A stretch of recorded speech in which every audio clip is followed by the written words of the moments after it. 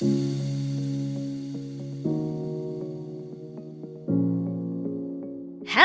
you are listening to the Capsule in Conversation podcast, dedicated to women and their well-being.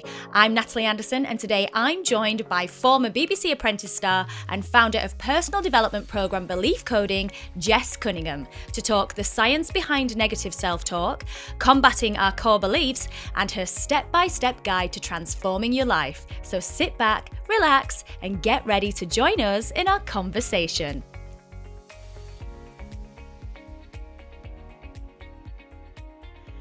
Hello all, I hope you're all well. Thank you so much for joining us today. Now, I am really excited about this episode as I've been following our guest now for some time, and I'm desperate to get to know the woman behind the life-changing personal development program, Belief Coding. A former BBC Apprentice contestant, she is the self-made mum of 5 whose personal healing journey led her to develop the revolutionary and life-changing well-being program, which to date has helped over 25,000 people transform their lives. It is a pleasure to welcome her. She is the effervescent Jess Cunningham. Hi, Jess.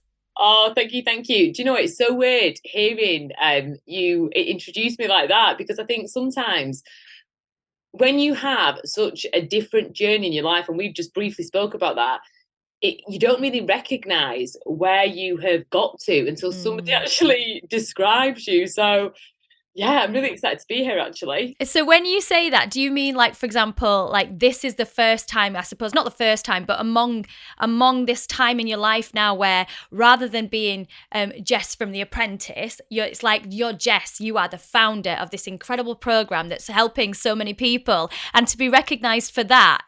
Yeah, that's exactly it, I think. And I think when you do TV, you often get tainted with a certain brush, and I'm sure you'll understand, you'll recognise that. And I think people can be quite narrow-minded and just put you in a specific box. And for me, I found that quite difficult out of that box, but it's the best thing that I've ever done. And honestly, I think now when people, because I spend quite a lot on Facebook ads and marketing, now when people recognise me, they recognise me from Belief Coding, which is really, really cool, because it's showing the impact that it's actually having. Well, yeah, because you started out as an actor, didn't you? You were kind of acting, doing lots of things when you were younger, and then obviously kind of have had kind of quite a journey, really, like as we'll talk about shortly. And then obviously developed, your clothing brand, Prodigal Fox, and then The Apprentice, and then other shows from there. So like you say, you've had a very varied career, and to suddenly now be recognised, I think probably for the thing that you love the most at the minute must be just such a joy for you. Yeah, it's amazing. Do you know, I think that's the thing, isn't it? I think most of your listeners, well, from my experience anyway, a lot of people don't really believe that they found their purpose. And a lot of people, they try lots of different things. And because they don't stick to them, they make it mean something to them, as if, oh, I'm a failure, I can't stick to this, I've got nothing, I've got no purpose. Whereas actually, from my experience, from not sticking to stuff, I always followed where I was interested, and I always followed what kept me curious and what I enjoyed doing.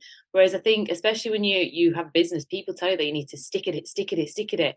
But actually sticking at something that makes you unhappy is probably one of the worst things that you can actually do, because it has detrimental effects on your mental health, on your emotional health, which literally creates physical problems with your health.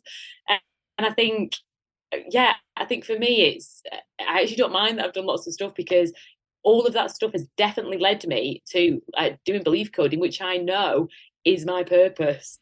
Well, you can tell, like, you're so passionate about it. And whenever, if you watch you on Facebook or Instagram, you can tell your passion just completely comes through. I introduced you as effervescent. That was the best word I could find for you. It was like someone fizzing with energy. I was like, oh my God, this is definitely Jess. So, it was it's a joy to watch you. And it is very contagious, and we've already briefly mentioned it there, 25,000 people already and counting that you are helping. I mean, if we go back to the beginning though, because it wasn't always easy for you, we've touched on it. You've had a very difficult time in parts of your life. If you just tell me about the journey to kind of where you've got to. Yeah, so I think this is the thing. I think we can look at people and take everyone at face value. As again, from my experience, I realised through doing this work that everyone has a story, and actually my story isn't too dissimilar from so many people's stories.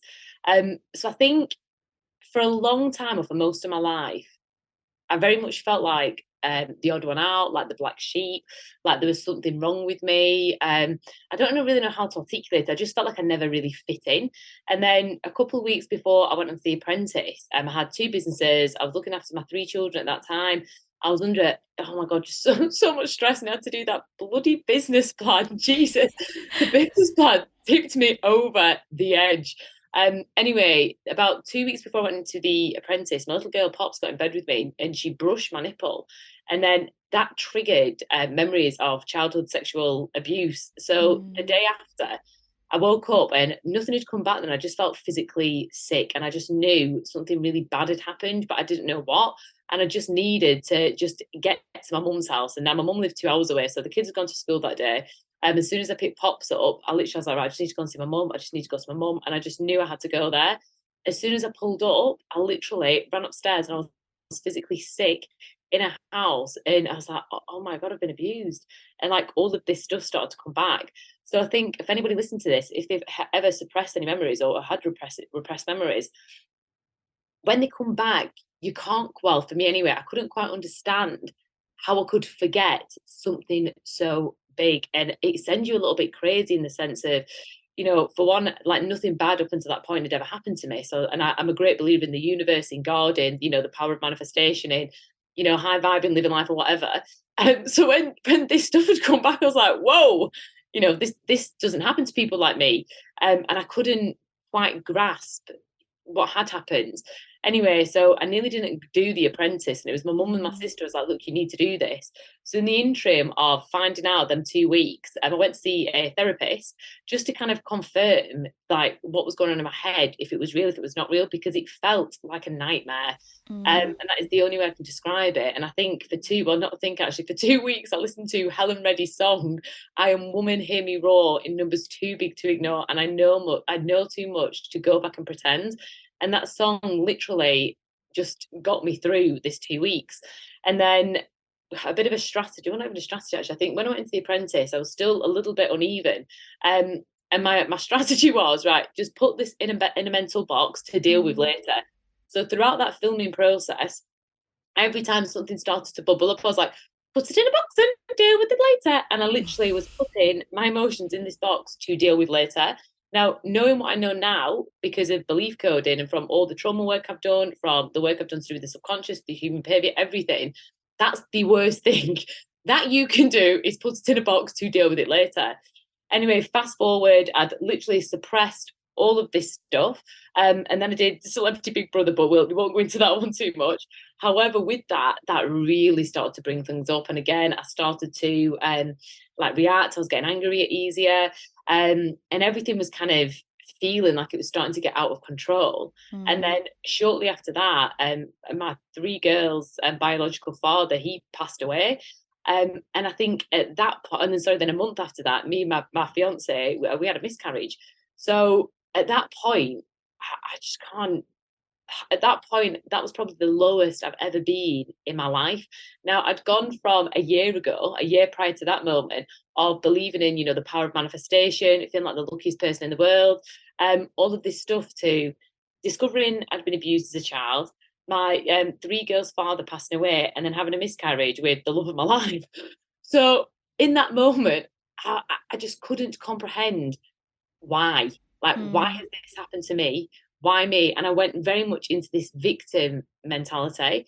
And that moment was really what pushed me back into self-development, because I've always been interested in it ever since the age of 18, but it really threw me back into it. And I think in that moment, I'd realised, because of the abuse, I'd started to push my children away as a protective barrier.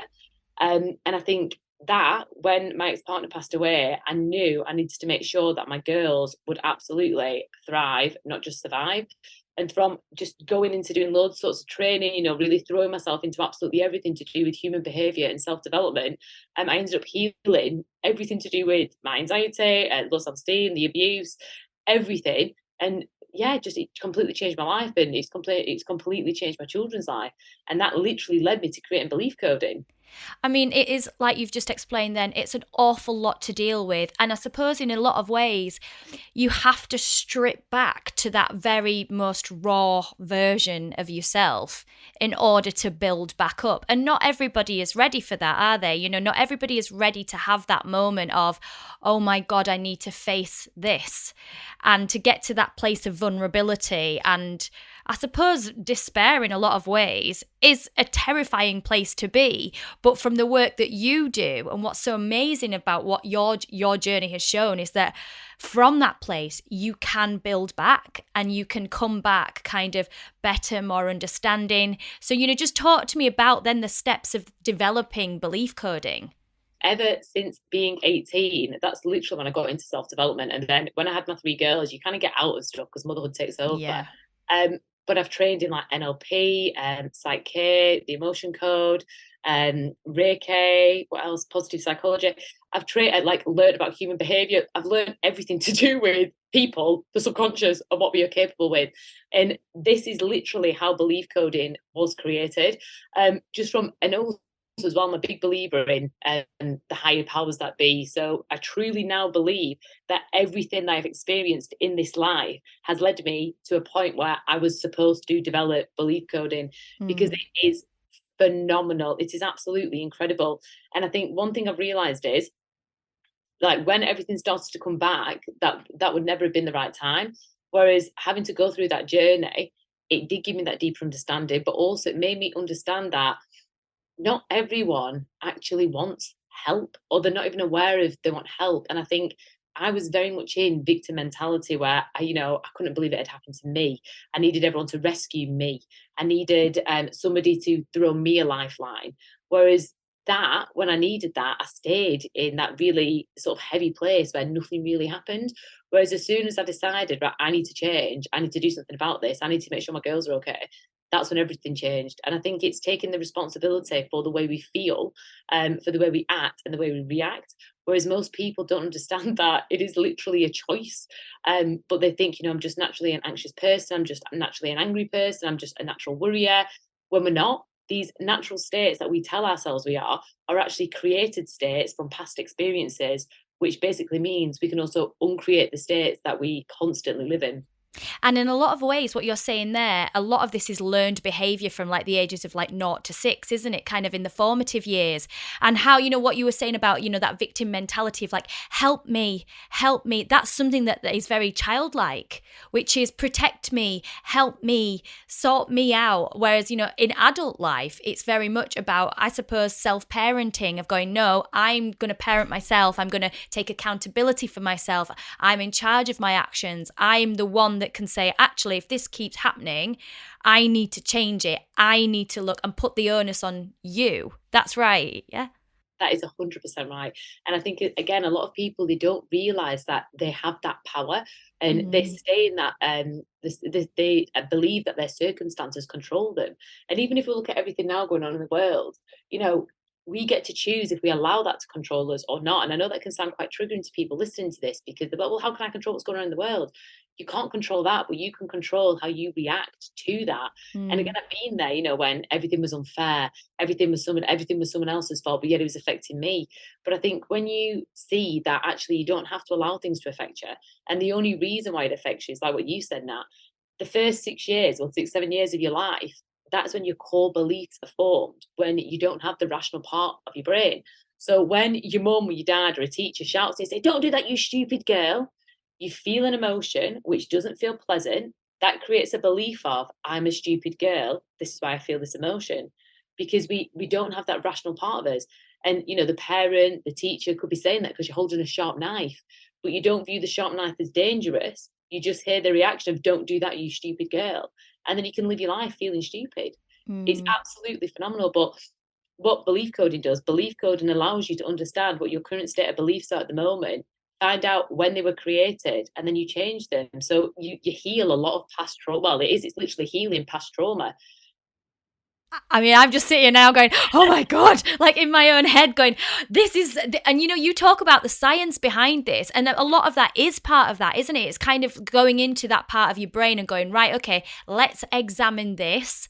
This is how, this is why, because a lot of people do need explanations.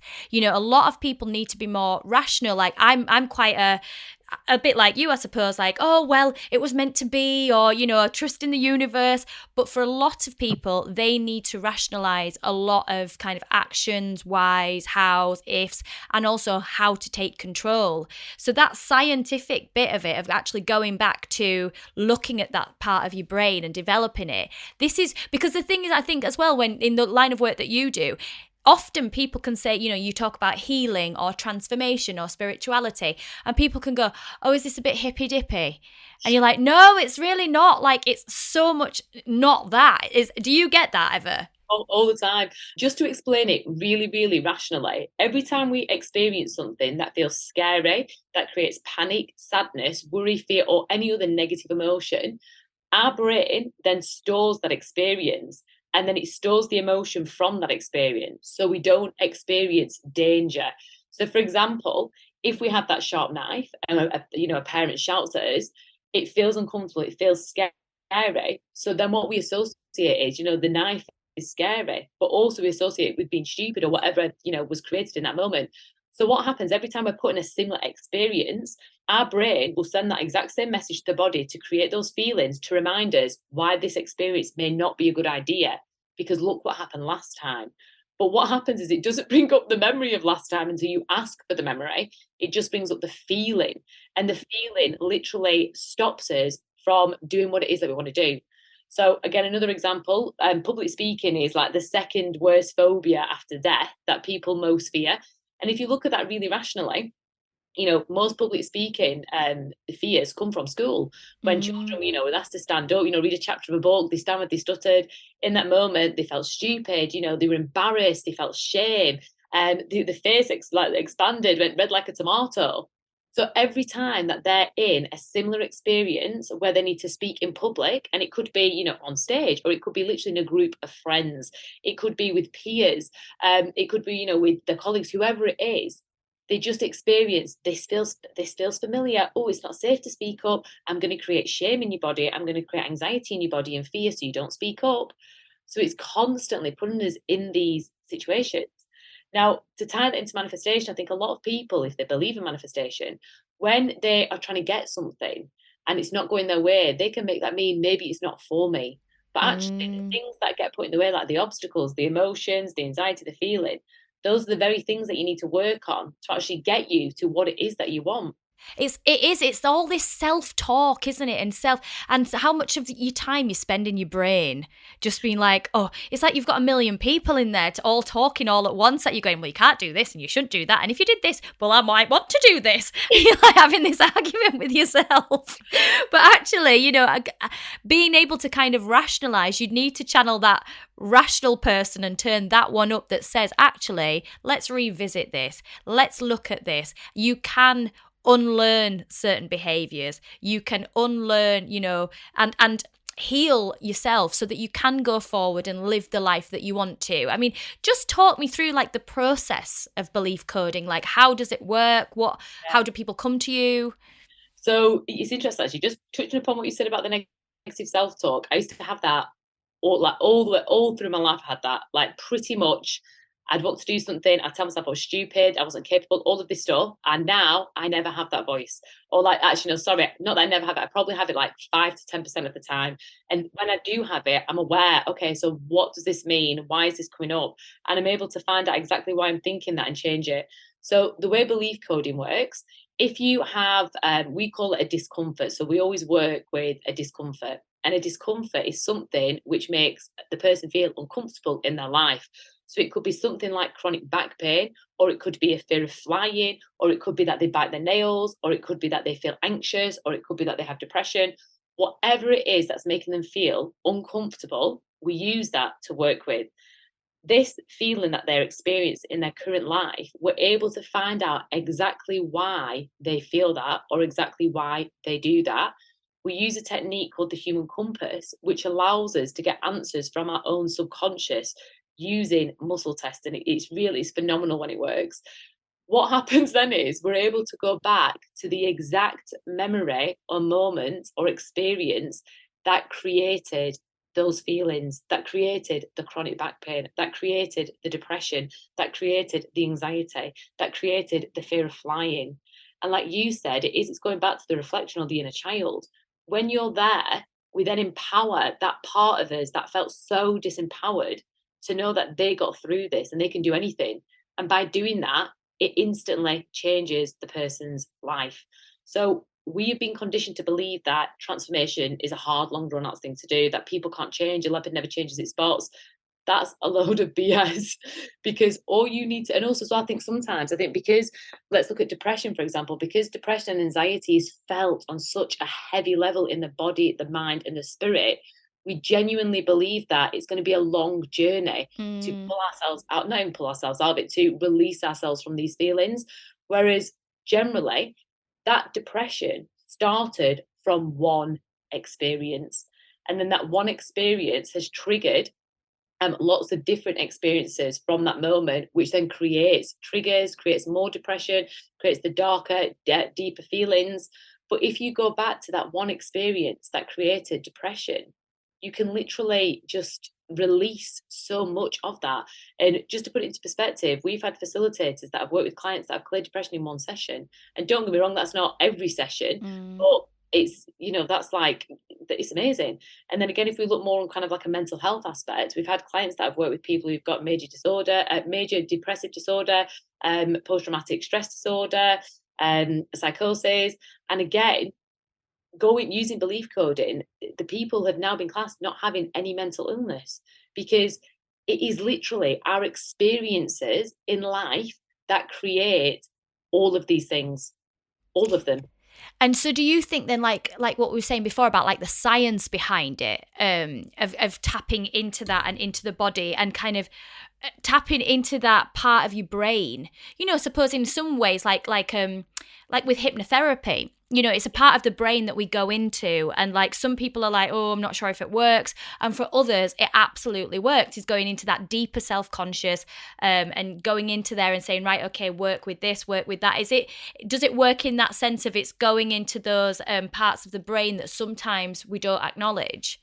100%. Because if you think of it this way, your brain is literally like a computer. So if you ask your brain, if all your listeners now just close their eyes, and if they just said, can I have a cup of tea? Your brain would answer you. So if you then said, what would you like with that cup of tea? It would say, oh, maybe a biscuit. Your brain is always answering you. And it's the same with when you're searching for information. Your brain has connected all of this information up through the neurotransmitters of your brain. And you can basically rewire your brain by changing the experience that happened in your mind. Now, as long as it doesn't mess with your current reality. So say, for example, if somebody had died and the person just wanted this person back, you wouldn't be able to do that, because obviously it's a conflict of their current reality. But again, if you're going to help somebody with the grieving process, you could definitely do that with belief coding, because it's reframing and helping them to understand the emotions and feelings around it and helping them to release it. I forgot what question you asked, so I'm just going off on a tangent. No, I'm like really into this here, because I'm just thinking to myself, it's like what you were saying about having the tea with a biscuit. If I had tea with let's just say with a lemon every day, even, and not like a lemon in the tea, but like, if I peeled a lemon and decided to eat a lemon every day, that would become my reality, wouldn't it? That would become my thing. So, because I'm changing the experience and what I associate with it.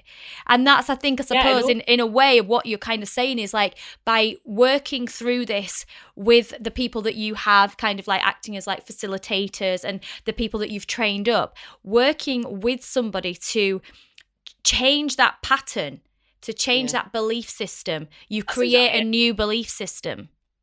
And I think it's the thing, like, every single person, their subconscious already knows why they do the certain things. So my subconscious, for example, like, I love coffee, and I need to believe code, I'm not ready to work it because I do love my coffee, but I know where it comes from.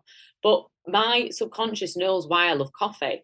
And when I've done the work, but I haven't actually done the full session because I want to keep my coffee, the reason why I love coffee is because it takes me back to when I was 8 years old and my granny used to make me a really milky coffee with loads of sugar.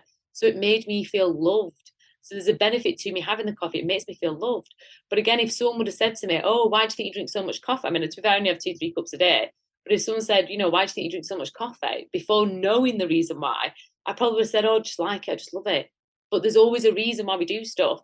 And belief coding allows you to literally sort of like mind map exactly why we are the way we are, why we do the things we do, and how to change them. And the beauty about it is, it's very much client led. So it empowers the client because they get all the answers. They're Mm. not. Whereas sometimes, if you go to therapy, I know when I went to therapy, I was going looking for answers. Whereas I was left feeling confused, like really confused. They'd be, well, hang on a minute, why has this happened to me? Like I don't get it. Whereas now with belief coding, if I bite my nails, or if I have like a splurge of chocolate one day, or if like I don't want to exercise, I'm like, right, why don't I want to exercise? Why am I eating this chocolate?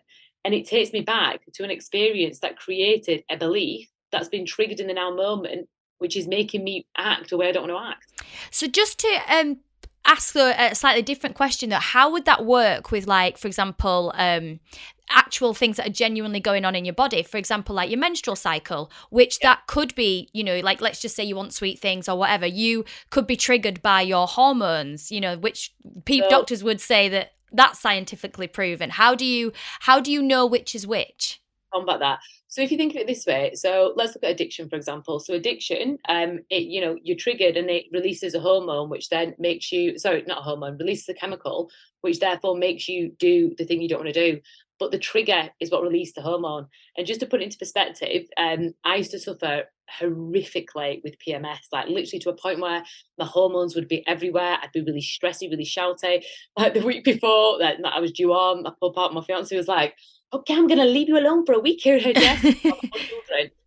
But this is the thing, this is where it stemmed back to. So when I'd started my period when I was 13 or 14, I wanted some tampons. And I asked my mum to buy me these tampons. She went mental. She was like, "They're for people who are having sex. You're not having them." And in that moment, I was like, oh, but I didn't like pads. So what I'd do is before school, I'd go to Morrison's, buy these tampons. Sometimes I'd steal them because I didn't have any money, and also because I'd be so embarrassed. I'd get to the cashier and think, "Oh my god, this woman's thinking that I'm going to be sleeping around in this school uniform, and because tampons people have sex." I'd get really worked up and stressed. So the build up to me coming on my period was creating this stress in my body, which was then creating the PMS. But it is a hormone imbalance, but it was the experience that created the trigger that releases that. But also when we look at things like sugar cravings, Mm. so again, I was like, sugar cravings, the real yada yada yada. From my experience and from working with all of the ladies and men in belief coding, when they've worked on why they eat chocolate or why they have the sugar craving, it always stems back to an experience which isn't necessarily connected to sugar. And I think if this is the first time your listeners are hearing this information, it's going to sound really trippy and a bit like I don't really get my head around that. But there's always a reason why we do something, always, and it always stems from a subconscious So it's kind reason. of like what you're saying is, yes, those hormones are being released. Yes, those things are happening to your body physically. But what your brain is interpreting that Yeah. is in a previous experience. So that's what's happening. So for example, because if we didn't have sugar, let's just say we didn't have chocolate, but we were having these kind of like, oh, what would we go for? What would we reach for? It's So the again, experience. so this is the thing. So when you have that impulse or that need or that urge to do something, it's not the sugar you're looking to fulfill. It's like when we have emotional eating, it's Mm, not the food we want. It's a part of us that needs to be fulfilled. mm, That's the same when you have like that urge to do something. It's not normal to have that urge, but a lot of us live in these states thinking it's the natural state, but it's not. That urge and that need for something has stemmed from an experience where your needs weren't met, they weren't fulfilled. So we try to fulfill them. But even like if we go into, I know this is like if we go into sort of like physical stuff, like I'm not going to go too much into it on the podcast because I think I might switch a few of your listeners off. no, I don't think you will. I think this information can be quite triggering if you are going through stuff yourself. Um, but again, from belief coding, we've had people like one of our facilitators who's amazing. She had Crohn's disease. She thought she'd never be able to have children. She was bedbound. She's none of those things now. She suffered with chronic fatigue. She's none of those things because she had so much trauma in her life that created her body to malfunction because her brain couldn't send the correct messages to her body because of this trauma. When you start to heal the trauma, you start to release the trauma out of your body and you start to heal it. But there's so much that we've had. And actually, do you know what? Do you want to say what we have worked on? Yeah. I did a poll yesterday because we're currently getting all our case studies in. We've just done like a data science analysis. So we've had people, physical pain, people who've worked on lower back pain that they've had for 20 years, that have gone within a reflection, right shoulder pain, bulging disc, that's gone with one belief coding session. Sorry, the reflection is a belief coding session. A nervous twitch, that was one session, 3 reflections. So we've had somebody who had a sty on their eye. They've had the sty on their eye for 5 years. They did a belief coding session at the in-person event. That's completely gone. Wow. Fibromyalgia. So we've just done a clinical trial with fibromyalgia, and two of there was Charmaine and Mike. They were classed as clinically disabled. They've had 8 sessions of belief coding. They no longer have that clinical diagnosis. They don't have that label anymore, and they are pain free. So it really does come down to like what you're saying is in tapping into the power of the mind, really, and tapping into those parts of your brain that either aren't being used or have shut things down or have kind of not been able to send the right transmitters to kind of unblock what's going on. Because we know, I mean, we've heard from doctors that depression can present itself in certain ways, like in aches in your body and, you know, whether you've got chronic neck pain. So we do know quite widely that there is that link between the mind and the body. So what you're saying is kind of that you tap into that on a deeper level, which then helps to kind of release that. I think as well, I think we're so conditioned to believe that we are powerless if we have pain. We're powerless to heal. We're really not. Like, and again, I know this can sound quite triggering if this is the first time some of your listeners may have heard this, but I don't mean to sound triggering. I want it to feel empowering because we literally can heal. My belief is anyway, we literally can heal anything just from what I've experienced, what I've witnessed from the studies, the case studies that we're starting to do.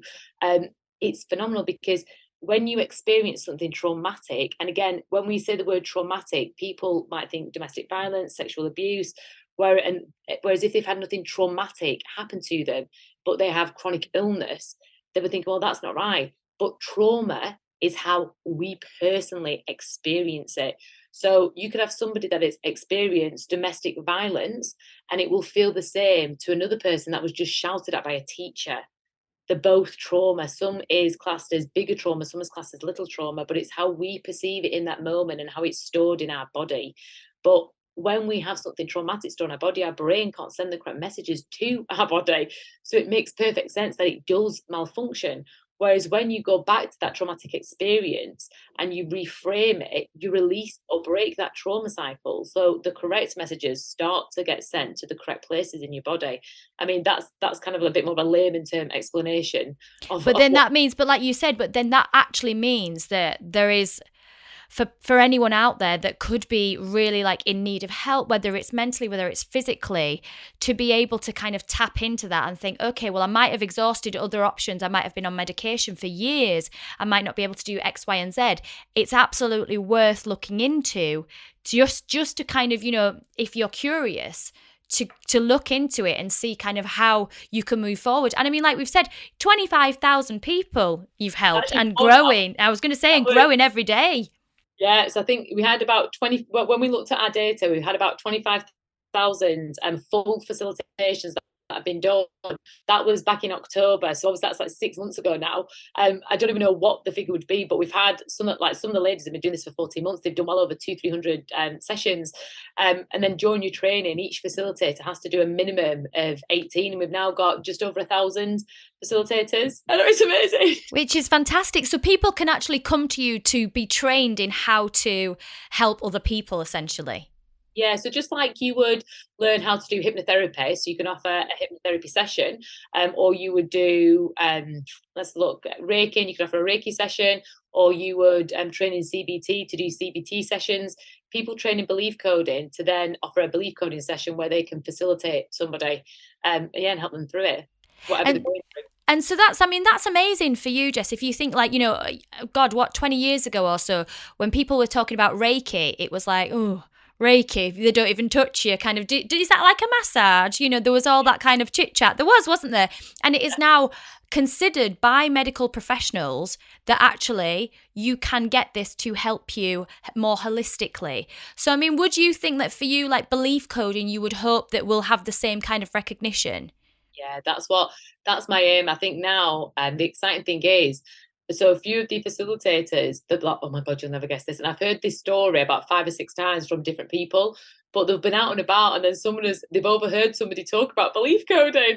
So for me, I'm like, oh my God, that's amazing. And also as well, I think for me, because it's absolutely incredible. And again, I think I'm not really doing it justice on the podcast, but it's amazing. And so for me, my main aim is I want to get belief coding as recognized as NLP, as CBT, as traditional talk therapy, because it is a really beautiful way to get to the root cause of why you feel the way you are, or why something's going on in your life, and heal it.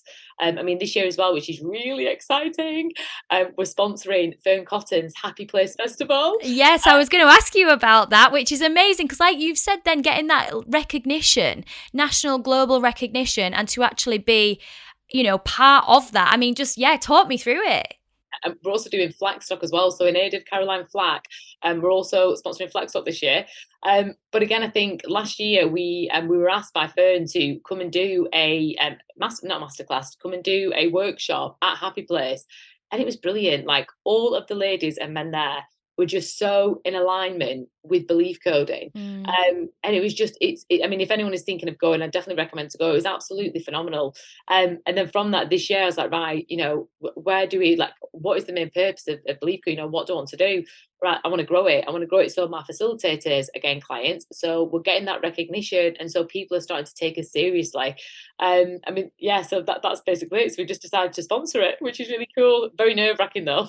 Oh no, you'll be absolutely fine. Honestly, you'll be fine. And you've got all the tools there anyway to deal with those nerves. You're already kitted out.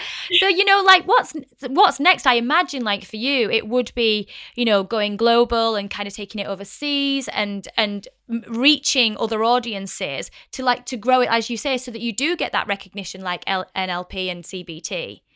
So we have actually got quite a few facilitators worldwide. So we've got people in America, St. Lucia, Australia, Canada, Europe, but not that many. So I think for me, I want to get it absolutely here, there, and bloody everywhere.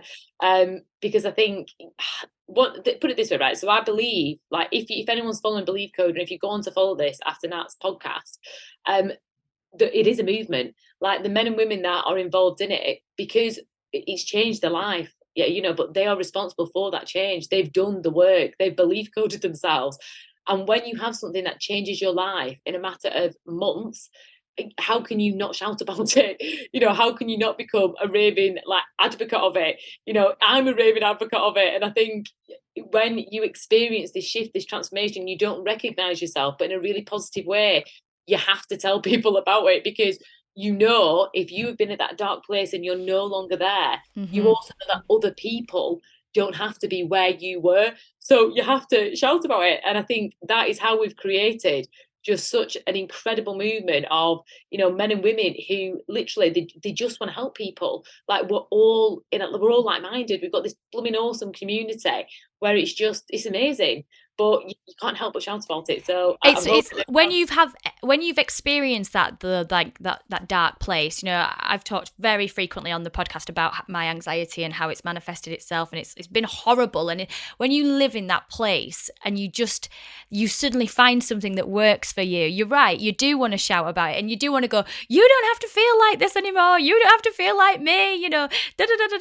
Because you feel so positive about it. Because I think for all of us, nobody wants to think of anybody feeling lonely, alone, in a dark place, especially when you feel like you might have the secret or the key to unlocking them and to helping them and to spread that message, because ultimately it's about creating a really positive, flourishing society, isn't it? Where we're all doing our best and, like what you said earlier, thriving and being able to unlock that potential, or eventually manifest that life that we want to have, and being able to build that community and that movement.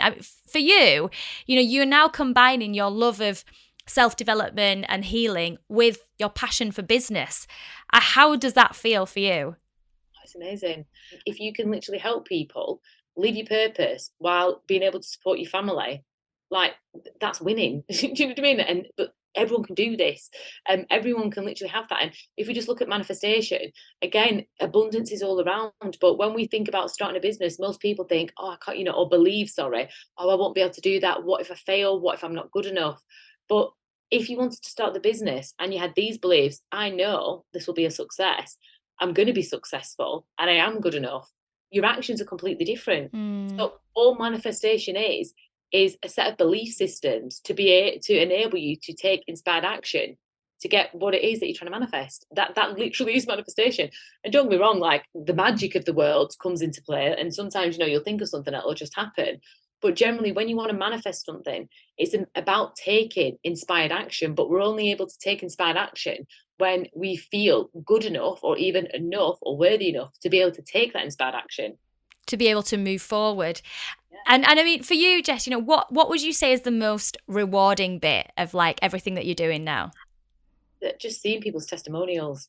Literally, like when I get sent emails, when I get testimonials, when people send me videos, like seeing that transformation, like I can't even, like, how do you even, like, I don't even know how to explain that feeling. It is, and it's absolutely, oh, it's making me upset. It's absolutely incredible because I've been where a lot of the people are that are going through that, and I think, oh, you just can't. There's just nothing that can describe that feeling. And I think the best part of it is, I haven't actually done anything. Like they have been given these tools, they have done the work. They have, asked, why do I feel like this? They have done that inner work. So for me, when you see this, when I get sent this, it is so empowering because they've done it. They've done all of it. They've Mm. taken that responsibility. They've decided this is the outcome that I want, and they've done the inner work. And I know the inner work can feel really scary, and especially if you like who you are, you can think, well, if I like who I am, what if this changes me? But at the moment, you may like who you are, but when you learn to heal parts of you that need healing, you don't like who you are, you bloody love who you are. And Mm. not only that, it gives you the confidence that you can do anything. It's just, yeah, I think that It's like you say, it's giving people that key to being the person that they really want to be, or fulfilling their potential, or living those dreams that they really want to. You want to see people succeed and people be happy at the end of the day. Really, it's about creating like a happiness movement, isn't it? I love that. Yeah, that's exactly what it is. It's just honestly, Natalie, it's absolutely amazing. It's amazing. That is just I can't it leaves me speechless, like absolutely speechless. And I suppose for you as well, now sitting back and thinking about like that world of, like The Apprentice and all of those kind of, big shows and everything. And I know myself, I've been there. And when you consider what you're doing now, and like you said, stepping into your purpose, I bet really there's like no comparison for how you feel inside for like you as a person. Do you know what? When I went on TV, part of me needed to feel validated. And I think I went on TV for the wrong reasons. I wanted to be famous. I wanted people to love me. I needed external validation.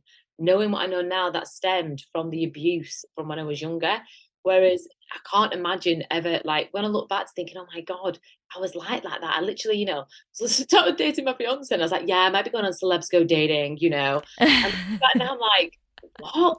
Like, what? I can't even believe my headspace that I was in because, I mean, don't get me wrong, it was fun and stuff, but I was so insecure, just chasing things that weren't real or weren't a reality.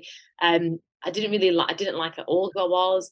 And I think, it just left me feeling really insecure and just chasing things that I didn't want because I wanted to feel loved, I wanted to feel validated.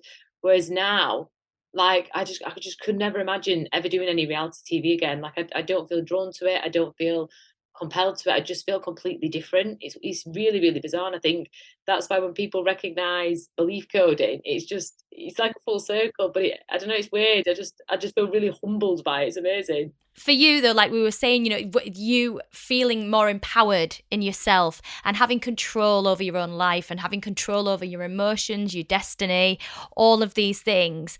And also, congratulations, because you're now engaged as well. So, you've got the next part of your life to look forward to. Yeah. Do you know what? It's really weird actually, because again, I don't know. It's really, I actually can't believe I'm engaged. It's amazing. It's really weird though, because when you first get engaged, it's like, okay, so when do we start planning stuff? So we start looking at like little bits and bobs, but yeah, it's amazing.